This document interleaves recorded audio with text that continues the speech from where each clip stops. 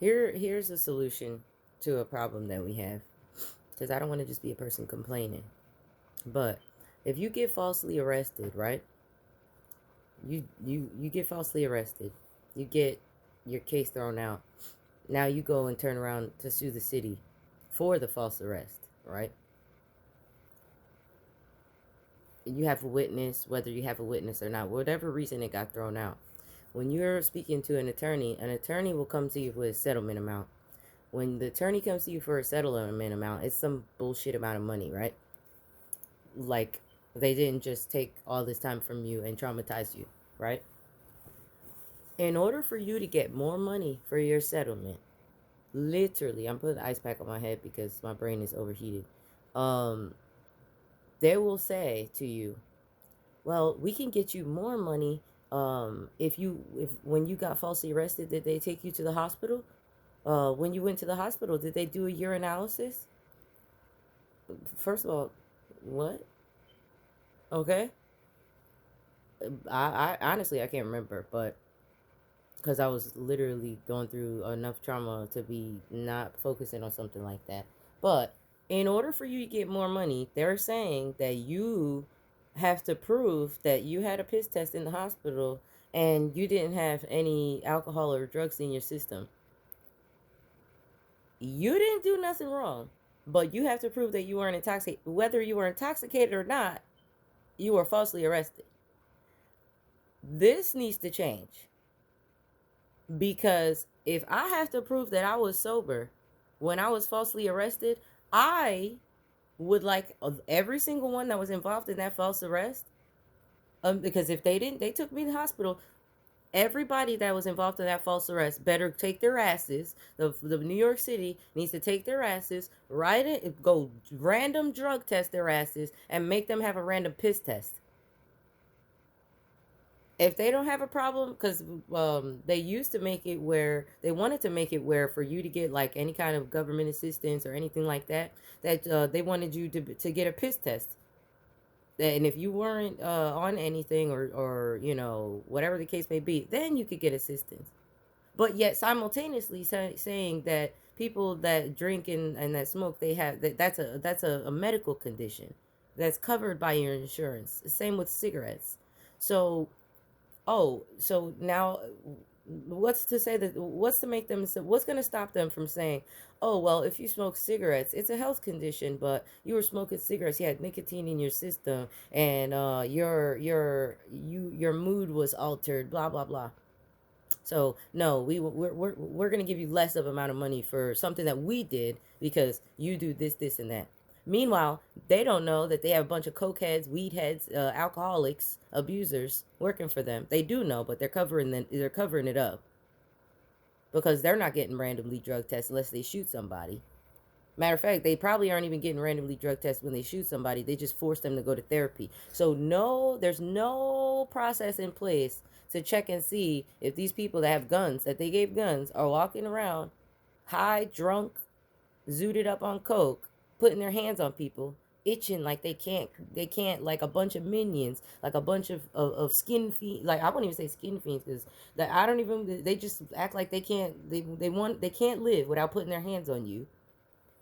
And when they do something that's not right, the tax dollars, New York City pays tens of trillions of dollars in the past couple of decades for false arrests and abuse, excessive force and abuse of authority. Not none of the now all that money is bleeding out of the city, and nobody is randomly drug testing these fucking. Even if they did a random drug test once a month, it still would be cheaper than it would be for them paying all these claims. And well, it would be cheaper even still, but we would get more money because then we would be able to prove they were drunk, they were high when they decided to falsely arrest you. But you're a victim of their behavior, and now you have to sit there and prove that you were sober. Like we don't live in a city where we live in a city where the culture is drinking and smoking, and regardless of whether you're drinking and smoking, oh, because I mean honestly I was sober, but still, um I'm looking at that and I'm like, so now, because I have health conditions, so I'm sitting here with a problem here. I'm supposed to go to the hospital, get medical records, and I woke up with my nose bleeding and my brain and my whole, from the neck all the way up, on fire because my heater doesn't set the temperature.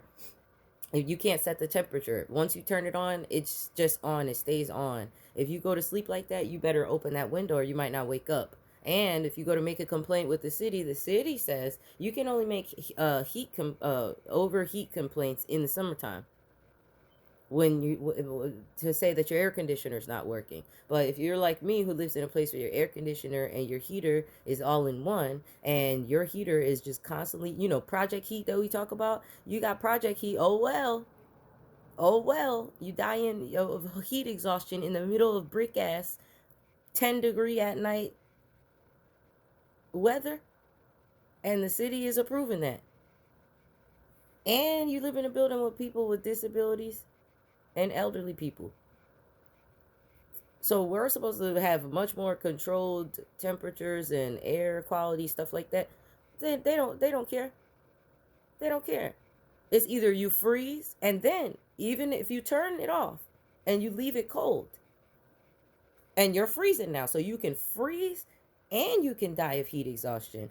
They will not take the complaint even if you're freezing because you have heat. They don't take excessive heat complaints in the wintertime. So you're just going to be either die of cold or die of heat. This is how they get away with genocide in the city, and real quietly. Because we have a person die here like every month.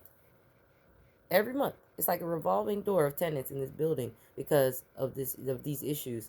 And everybody doesn't know what to do, and they're scared of the people. They're scared of the landlord because they're verbally abusive, and they threaten them with eviction, and they harass them, stalk them, notices on their door after you sent emails and written requests for them to stop leaving stuff on your door because they have your mailbox key, copy of your mailbox key. They can just stick whatever letter they want in your mailbox, but they put it on your door just to get you agitated, just to have your dogs barking, just to wake you up out of your sleep and have you mentally disturbed because they can't understand that when you have health conditions, you're not sleeping like a regular person. Sometimes you're up until the sun comes up, and then you sleep in the daytime. You're up at night. They don't care. And then they get away with it. And the city helps them get away with it.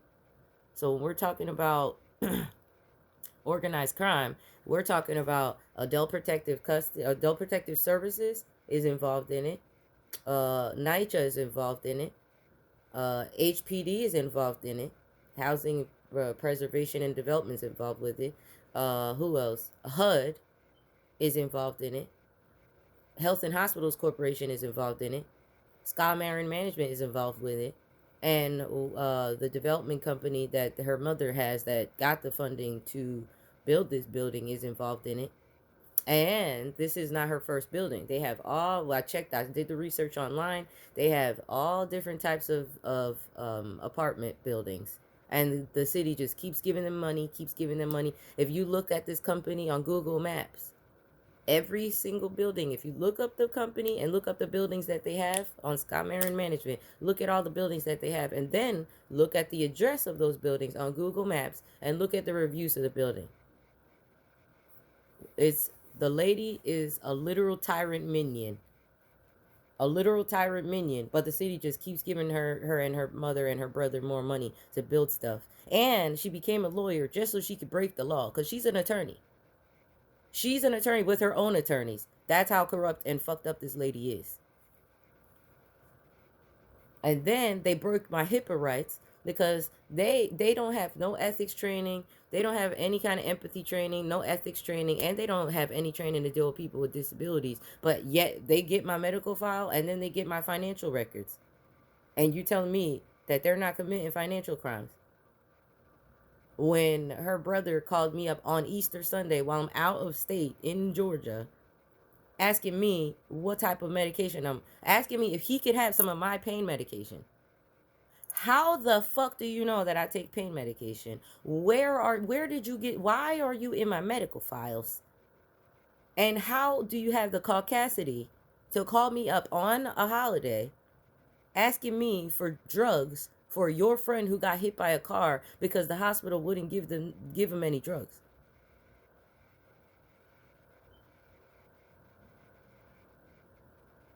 I'm trying to figure out how how that's even a thing. So these are the government is just giving because they're an attorney. Who gives a shit if they're an attorney? If the mayor is being investigated for fraud, you don't think that there's a bunch of attorneys and these jurors or judges that have immunity? If judges have immunity, and people can pay off cops and pay off attorneys and pay off judges, how come these judges are still getting immunity? These people need to be disbarred. These people need to be removed because the corruption is going all the way.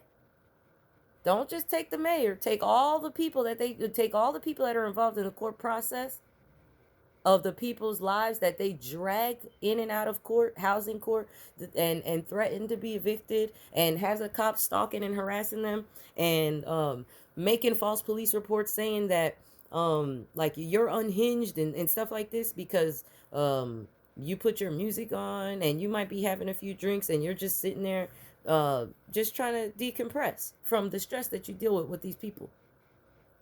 They'll call on you, and then if you're sitting there tipsy, don't open the door. Leave the fucking door locked. Don't ever open that door. They'll bust in the door with bolt cutters, cut the fucking chain on your door, snatch your ass up out of your apartment, and strap you down to a fucking stretcher and take your ass to the hospital and fucking say they said that I was homicidal the last time they took me to the hospital.